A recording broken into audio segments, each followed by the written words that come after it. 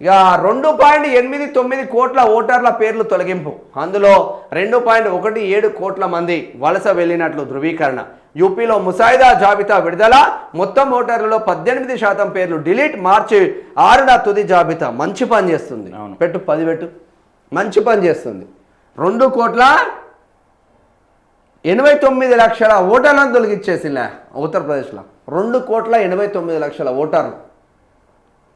ఇక మన దగ్గర ఇక్కడ ఉన్న ఆంధ్రప్రదేశ్లో ఉన్న బిడ్డలు ఉంటారు కదా తెలంగాణలో, ప్రతి ఒక్కరికి ఆంధ్రాలో ఓటు ఉంటుంది, ఇక్కడ ఓటు ఉన్నది. రెండు డబల్ గేమ్లు ఎందుకే? డబల్ గేమ్లు ఎందుకు అంటున్నా. ఈడ ఓటేయాలి, ఆంధ్రప్రదేశ్కి పోవాలి. మా కమ్మోళ్ళు నిలబడ్డారా, మా కమ్మోళ్ళకే ఓటేస్తాం. మా కాపోళ్ళు నిలబడ్డారా, మా కాపులకే ఓటేస్తాం. మా రెడ్డిగాళ్ళు నిలబడ్డారా, మా రెడ్డోళ్ళకే ఓటేస్తాం. కుల పిచ్చితో పీక్ చేరిపోయింది. ఆ కుల పిచ్చే తెలంగాణకు పాకుతుంది. మెల్లమెల్లగా ఆ కుల పిచ్చే పాకి రాజకీయ నాయకులు పైకి వస్తున్నారు, కులపొళ్ళు పైకి వస్తలేరు. ఆ కులంలో ఉన్న దరిద్రమైన రాజకీయ నాయకులు ఉంటారు చూడు, నిన్ను తాకట్టు పెట్టి వాడు సీటు సంపాదిస్తున్నాడు, నిన్ను తాకట్టు పెట్టి.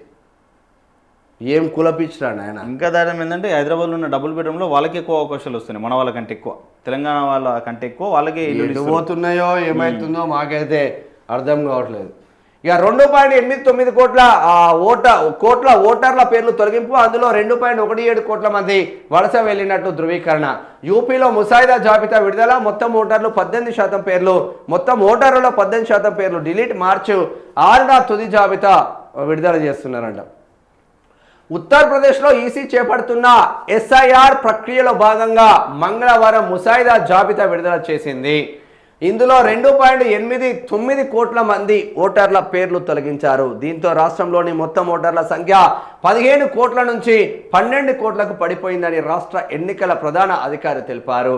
పాత ఓటర్ల జాబితాలో 15 కోట్ల మంది ఓటర్లు ఉన్నారని, వెరిఫికేషన్ ఫామ్స్ ఓటర్లు తిరిగి ఇచ్చిన తర్వాత ఈ సంఖ్య సుమారు 12 కోట్లకు తగ్గిపోయిందని, అంటే 81% మంది ఆ ఓటర్లు తమ వెరిఫికేషన్ ఫారాలను సమర్పించారని, 18% ఫారాలు రాలేదని వివరించారు. పేర్ల తొలగింపునకు ఈసీ పలు కారణాలు తెలిపింది. 46.23 లక్షల ఓటర్లు మరణించారని, 2.17 కోట్ల మంది వలస వెళ్ళిపోయారని, 25.47 లక్షల మంది పేర్లు వేరే ప్రాంతాల్లోనూ నమోదయ్యాయని పేర్కొన్నారు. దేశవ్యాప్తంగా జరుగుతున్న ఎస్ఐఆర్ ప్రక్రియలో అత్యధిక ఓటర్ల పేర్లు తొలగిన రాష్ట్రంగా యూపీ నిలుస్తున్నది.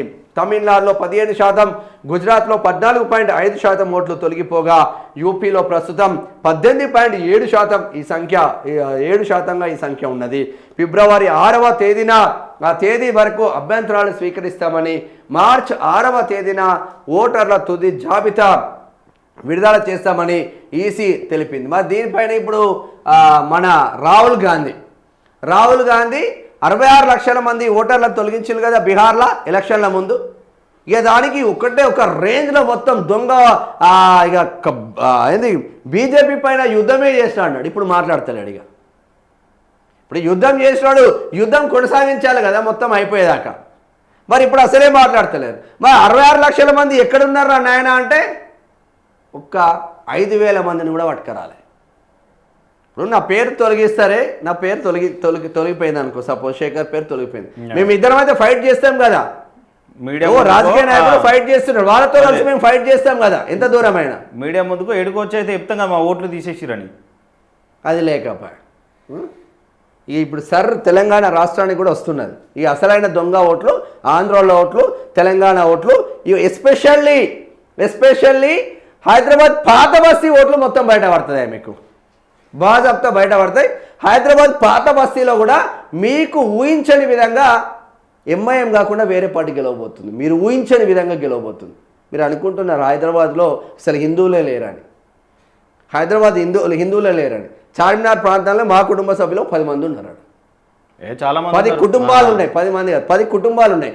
చార్మినార్కు walkable distance. నా క్లాస్మేట్సే జియాగూడ ప్రాంతంలో, పురాణపుల్ ప్రాంతంలో ఒక 32 మంది నా క్లాస్మేట్స్ ఉన్నారు. వివిధ క్లాస్మేట్స్ బోలెడు మంది ఉన్నారు. ఎందుకంటే జెన్యున్గా చేస్తే మనం యాక్సెప్ట్ చేయాలబ్బా. జెన్యునిటీ లేకపోతే భారతీయ జనతా పార్టీ కానీ ఏదైనా చీరి చింత కట్టాలి. అదే జర్నలిజం. అంతే.